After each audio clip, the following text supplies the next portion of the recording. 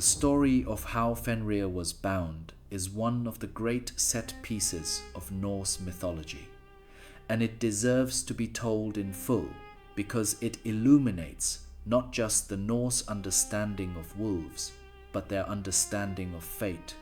of trust, of the terrible choices that even gods must make when confronted with forces beyond their control. When Fenrir was young, the gods brought him to Asgard, and at first they attempted to raise him among themselves, perhaps hoping that proximity to divine order might temper his dangerous nature. But only one god was brave enough to approach the growing wolf and feed him, and that god was Tyr, the god of war and of justice, the god whose name is etymologically related to the very concept of divinity in the Germanic languages. Tyr fed Fenrir and cared for him, and between the god and the wolf there grew a bond of trust that would later be betrayed in one of the most poignant scenes in all of mythology. As Fenrir grew and grew and grew, becoming larger and more powerful with each passing day, the gods' anxiety increased, and they resolved to bind him with a chain so strong that he could never break free. They commissioned the dwarves, the master craftsmen of the Norse cosmos, to forge a fetter called Gleipnir, and what the dwarves created was not a chain of iron or steel, but a ribbon as thin and light as silk, made from 6 impossible ingredients: the sound of a cat's footsteps, the beard of a woman,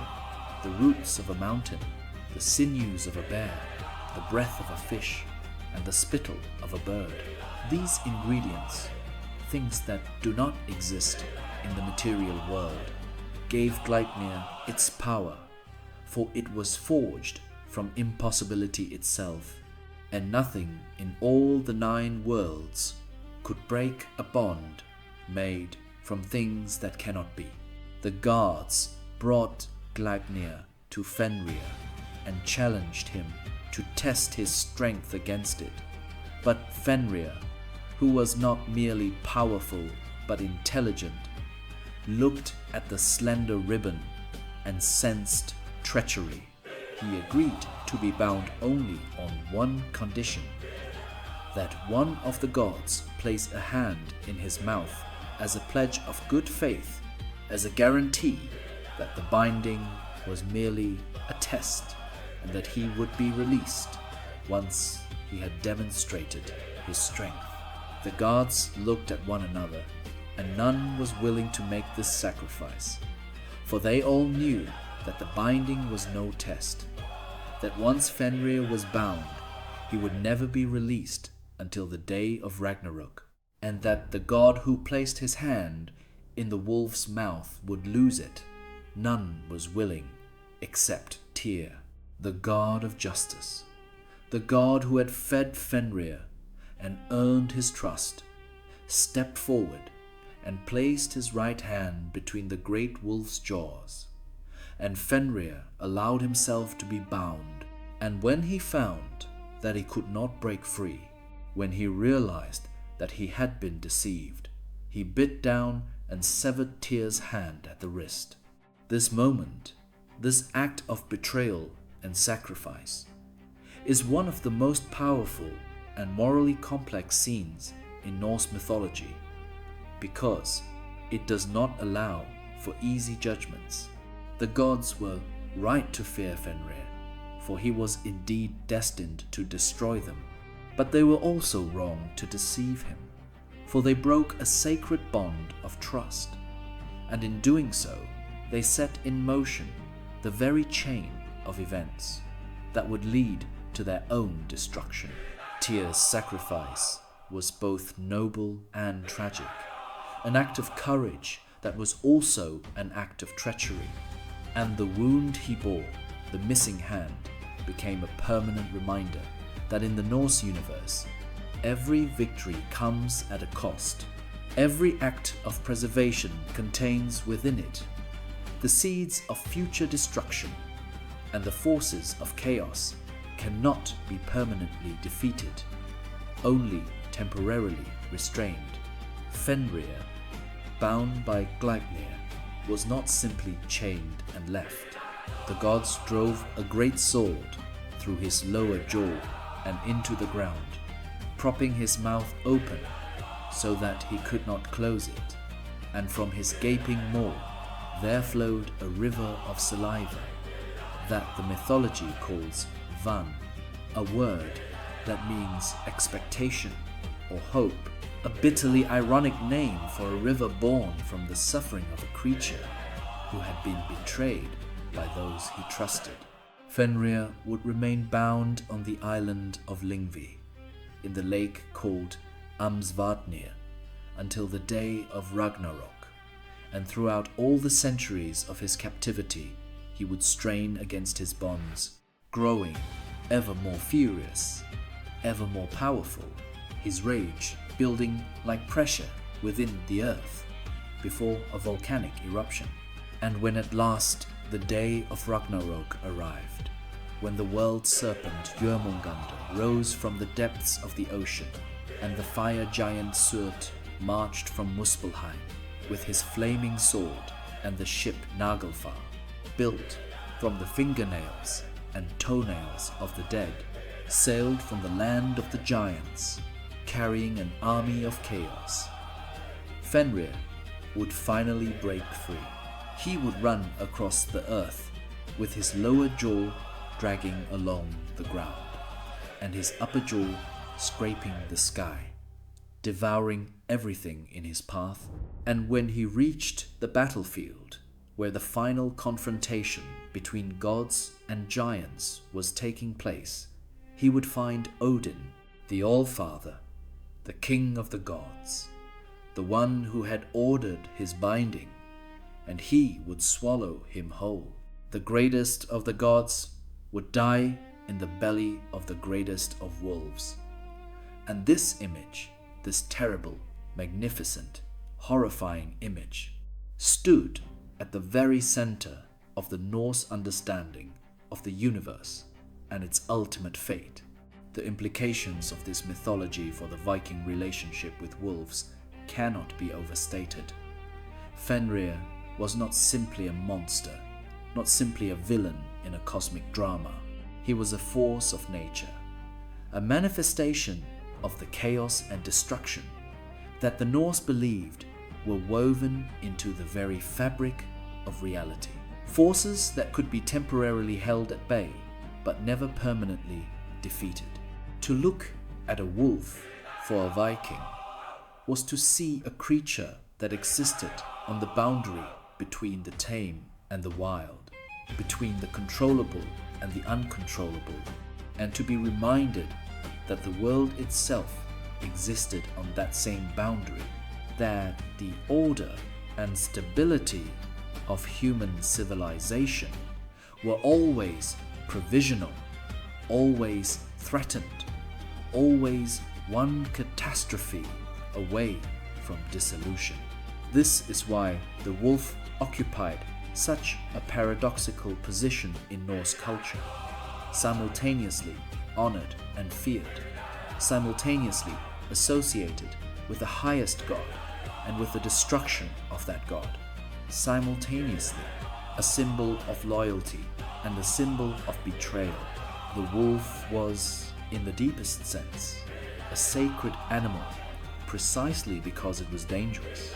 because it embodied truths about the nature of reality that were uncomfortable and frightening, but that the Norse refused to look away from. Truths about the inevitability of destruction, the impermanence of order, and the terrible beauty of a universe in which even the gods must eventually fall. But Fenrir was not the only monstrous wolf in Norse mythology, and the cosmological role of wolves extended far beyond the story of Odin's eventual devourer. Two other wolves, whose names appear in various Eddic sources with some variation in spelling, played roles of cosmic significance that reveal just how deeply the wolf was embedded in the Norse understanding of the fundamental structures of reality. These wolves were called Sku and Hati, and their function in the mythology was nothing less than the governance of time itself. According to the Norse sources, Skirl, whose name means treachery or mockery, chased the sun across the sky every day, pursuing the chariot of the sun goddess Sol in an endless, tireless hunt that would not end until the day of Ragnarok, when Skirl would finally catch and devour the sun, plunging the world into darkness. Hati, whose full name in some sources is given as Hati Hrothvidnison, meaning the one who hates, son of the famous wolf, a patronymic that may link him to Fenrir himself, performed the same function with regard to the moon, chasing the lunar chariot of Mani across the night sky in an eternal pursuit that mirrored his brother's solar chase. Together, Skirl and Hati were the reason that the sun and moon moved across the sky at all, for it was their relentless pursuit that drove the celestial bodies on their daily courses, and it was the terror of being caught that gave the sun and moon their speed and their urgency. In this remarkable mythological conceit, the Vikings attributed the most fundamental rhythm of the natural world, the daily cycle of light and darkness upon which all life depends, to the predatory hunger of wolves, and this attribution was not metaphorical but literal. The sun moved because a wolf chased it. The day ended because a wolf drew near. Time itself was the product of predation, of the eternal chase between the hunter and the hunted, and the ultimate end of time would come when the hunters finally caught their prey. This idea that wolves govern the movements of the sun and moon, and that their eventual success in catching these celestial bodies would signal the end of the world, added another layer of meaning to the experience of observing a solar eclipse or a lunar eclipse in the Viking world. Modern people understand eclipses as predictable astronomical phenomena caused by the alignment of the Earth, Moon, and Sun. But for the Norse, an eclipse was something far more immediate and far more terrifying. It was visual evidence that Skirl or Hati was catching up to their prey, that the wolf was closing the gap, that the end of the world was drawing nearer. Various Norse and broader Germanic folk traditions describe the practice of making loud noises during eclipses, banging on pots and drums and shouting into the sky in an attempt to frighten the wolves away from the sun or moon and to restore the celestial order. This practice, documented in various forms across Scandinavian folklore that persisted long after the formal conversion to Christianity, reveals just how viscerally real the mythological wolves were to the Norse imagination. Skirl and Hati were not abstract concepts or literary metaphors. They were real presences in the sky, real threats to the continued existence of light and warmth and life. And the anxiety they provoked was not philosophical, but physical, a gut-level fear that the wolves would succeed, that the sun would be swallowed, that the long darkness would begin. The proliferation of wolves in the Norse mythological cosmos does not end with Fenrir, Skirl, and Hati, nor with Geri and Freki, the loyal companions of Odin. Wolves appear throughout the Eddic literature and the sagas in a bewildering variety of contexts, always carrying the dual charge of sacred power and existential threat. In the Voluspa, the great prophetic poem that describes the creation and destruction of the world, the seeress who narrates the poem describes a place in the east called Jarnvidr, the Iron Wood, where a giantess sits and raises the offspring of Fenrir, a brood of wolves in the shape of trolls, one of whom will eventually swallow the moon. This image of a monstrous nursery, a breeding ground for apocalyptic wolves hidden in a dark forest at the edge of the world, adds a further dimension of dread to the Norse understanding of wolves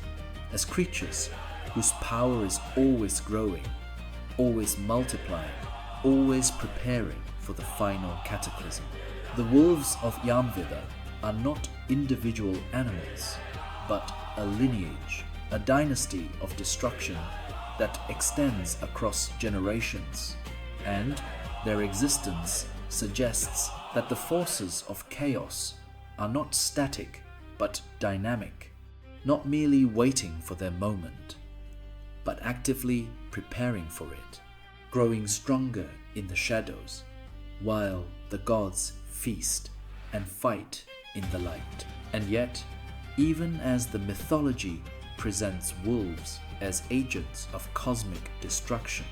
the culture simultaneously embraced the wolf as a model for human behavior and identity in ways that reveal the extraordinary complexity of the Norse relationship with this animal. The phenomenon of the berserker, one of the most famous and most misunderstood aspects of Viking warrior culture, provides perhaps the most vivid illustration of this complexity. The berserkers, whose name most likely derives from the Old Norse for bear shirt, referring to the animal skins they wore into battle, were a class of elite warriors who fought in a state of ecstatic fury, a trance-like rage that rendered them apparently impervious to pain and fear, and that terrified both their enemies and, according to some sources, their own comrades. But alongside the berserkers, and often conflated with them in both the historical sources and modern popular culture, there existed another category of ecstatic warrior known as the Ulfethna, the wolfskins or wolf coats, warriors who wore wolf pelts instead of bear skins, and who channeled the spirit of the wolf in battle rather than the spirit of the bear. The Ulfethna are mentioned in several saga sources and are depicted in various pieces of Viking Age art, most notably the bronze matrix plates from Torslunda on the Swedish island of Öland, which show figures wearing wolfskins and appearing to undergo a transformation from human to animal form. These wolf warriors were believed to possess the wolf's ferocity, endurance, and killing instinct, and their behavior in battle, which the sources describe as howling, biting their shields, and attacking with a frenzy that seemed more animal than human, suggests a deliberate ritual identification with the wolf that went far beyond mere costume or imitation. The Ulfethna tradition raises profound questions about the nature of the Norse relationship with wolves. Questions that touch on some of the deepest and most unsettling aspects of Viking spirituality. To become a wolf warrior was not simply to dress in a wolf skin and fight aggressively. It was, in the understanding of the culture that produced it, to undergo a genuine transformation, to cross the boundary between human and animal, to access a state of consciousness in which the normal rules of human behavior no longer applied, and in which the warrior became, in some real and meaningful sense, a wolf. This transformation was understood to be facilitated by Odin himself, who was, among his many other roles, the patron of ecstatic warriors and the god who could grant the ability to shift between human and animal forms. The connection between Odin, wolves, and the ecstatic transformation of warriors in battle creates a spiritual triangle that illuminates the deepest structure of Viking warrior ideology. The warrior who fought as a wolf was not merely imitating a powerful animal. He was participating in a divine mystery, channeling the same wild, uncontrollable, ultimately destructive force that Fenrir embodied, but directing it, at least temporarily,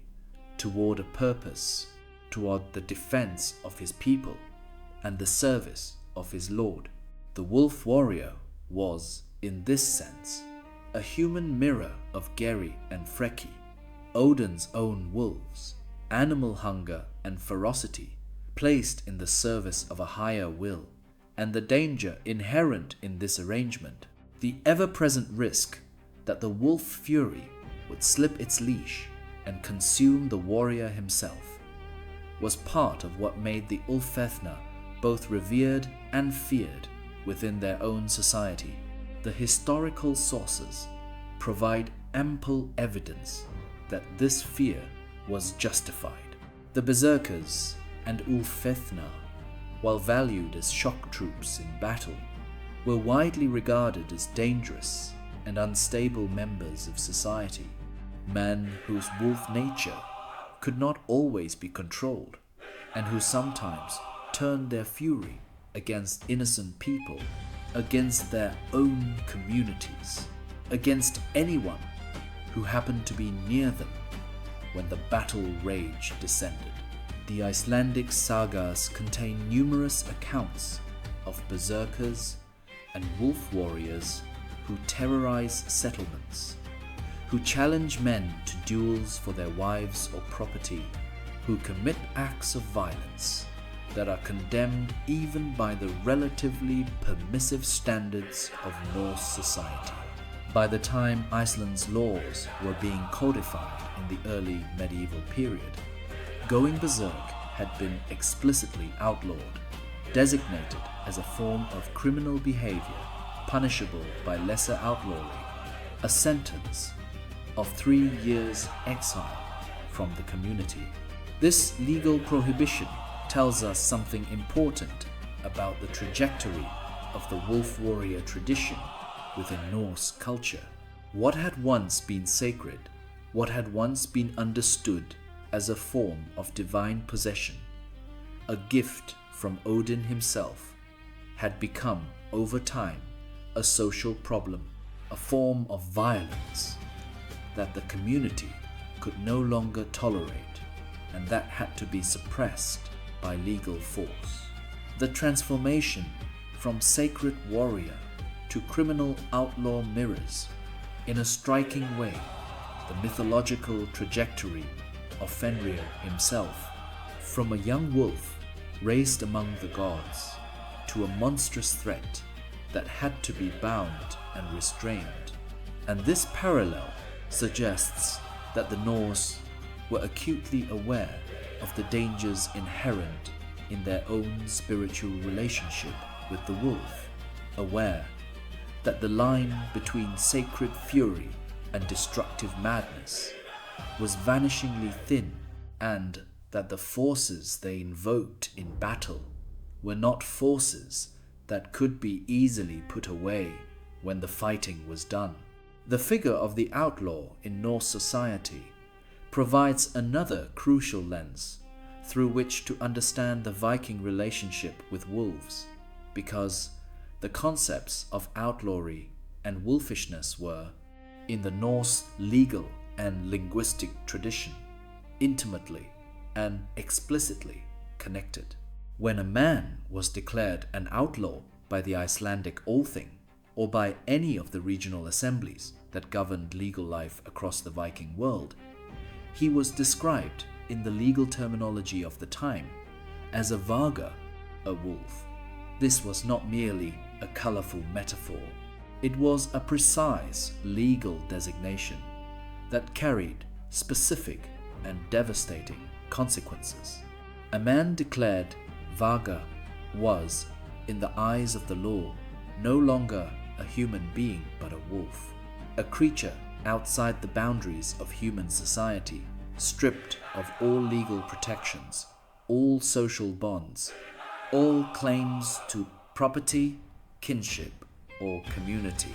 Anyone could kill an outlaw without legal consequence, just as anyone could kill a wolf that threatened their livestock. The outlaw was driven from the settlements into the wilderness, forced to live in the wild places, in the forests and mountains and wastelands where actual wolves roamed. And his transformation from man to wolf was understood to be not merely legal but ontological, a genuine change in the fundamental nature of his being. The concept of the Varg, the man-wolf, the human being who has crossed the boundary between civilization and wilderness and who can never return, resonates with extraordinary power throughout Norse literature and lore. And it reveals a society that understood with a clarity that is both admirable and disturbing, that the boundary between the human and the animal was not fixed but fluid, that any person could, under the right circumstances, become a wolf, and that this transformation, once begun, might prove irreversible. The linguistic connection between wolves and outlaws in the Norse world extended even further than the legal term varga, reaching into the very structure of the Old Norse language and its conceptual categories. The word varga itself is cognate with the Old English weg and the Old High German wag, terms that carry connotations of both wolf and criminal, stranger, outcast, one who is outside the boundaries of lawful society. In some contexts, varga was used to describe not just human outlaws, but also the mythological wolves themselves. Fenrir is sometimes referred to as a varg, and the same term appears in various kennings. The elaborate poetic circumlocutions that were a hallmark of Old Norse literary style, where it is used to evoke both literal wolves and the metaphorical wolfishness of those who exist outside the moral and social order. This linguistic overlap between the wolf and the outlaw, between the animal predator and the human criminal, tells us something profound about how the Norse constructed their understanding of society and its relationship to the wild. The boundary of the community was, in Norse thought, simultaneously a physical boundary, the fence around the farmstead, the wall of the longhouse, the shore of the island, and a moral boundary, the line between lawful behavior and criminal behavior,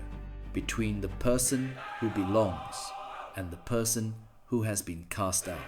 And the wolf stood on the other side of both boundaries, existing in the wild space, beyond the reach of law and community, a space that was at once terrifyingly dangerous and, in its own way, terrifyingly free. This conception of wolves and outlaws as occupants of the same wild, lawless space found its most elaborate literary expression in the Icelandic outlaw sagas, a genre of narrative literature that explored the lives of men who had been declared vaga and who were forced to survive in the Icelandic wilderness for years or even decades. The most famous of these sagas is Grettir's saga, the saga of Grettir the Strong, which tells the story of a man of extraordinary physical power and courage who is declared an outlaw after killing a man in a dispute, and who spends 19 years living in the wild, fighting trolls and ghosts and hostile farmers, growing ever more isolated, ever more desperate, ever more wolfish in his behavior and his psychology. Grettir's story is, on one level, a thrilling adventure tale, but on another level, it is a profound meditation on the nature of human identity and the consequences of social exclusion, a story that asks what happens to a human being when they are stripped of their community, their legal standing, their place in the social order, and forced to live as a wolf lives by their wits and their strength alone, always hunted, always hungry, always alone. The answer that the saga provides is deeply unsettling. Grettir does not become a hero in the wilderness. He becomes a shadow of his former self, haunted by fear of the dark, weakened by isolation, and ultimately killed not in glorious battle, but through treachery, stabbed by an enemy while lying sick and helpless in his final refuge. His story is a warning about the cost of wolfishness, a reminder that the wild freedom of the wolf comes at a price that no human being can afford to pay indefinitely. The dual nature of the wolf in Norse culture, as both divine companion and cosmic destroyer, as both sacred warrior and criminal outcast, reflects a broader pattern in the Norse understanding of sacred power that distinguishes Viking spirituality from many other religious traditions. In the Norse worldview, the sacred was not synonymous with the good. The sacred was that which possessed extraordinary power, power that could be used for creation or destruction, for protection or annihilation, and the distinction between these uses was often a matter of context, of intention, of the ability of the individual or the community to control and direct forces that were, in their essence, wild and immoral. This understanding of sacred power as something inherently dangerous, something that required constant vigilance and careful management, permeated every aspect of Norse religious practice and belief, from the rituals of sacrifice that punctuated the agricultural calendar to the magical practices of the Sather practitioners who communed with spirits and foretold the future. And nowhere was this understanding more vividly expressed than in the Norse relationship with wolves and ravens, the two animals that most perfectly embodied the paradox of sacred power, creatures that were simultaneously gifts from the gods and threats to the world, creatures that served divine purposes and enacted cosmic destruction, creatures that were loved and feared in equal measure. The archaeological record of the Viking Age provides striking physical evidence of the profound importance that wolves and ravens held in Norse material culture and spiritual practice. Across the vast geographical expanse of the Viking world, from the heartlands of Scandinavia to the distant colonies in Iceland, Greenland, the Faroe Islands, and the British Isles, excavations have yielded a remarkable abundance of objects bearing wolf and raven imagery, objects that span the full range of Norse material culture, from the most humble, everyday items to the most elaborate and costly prestige goods.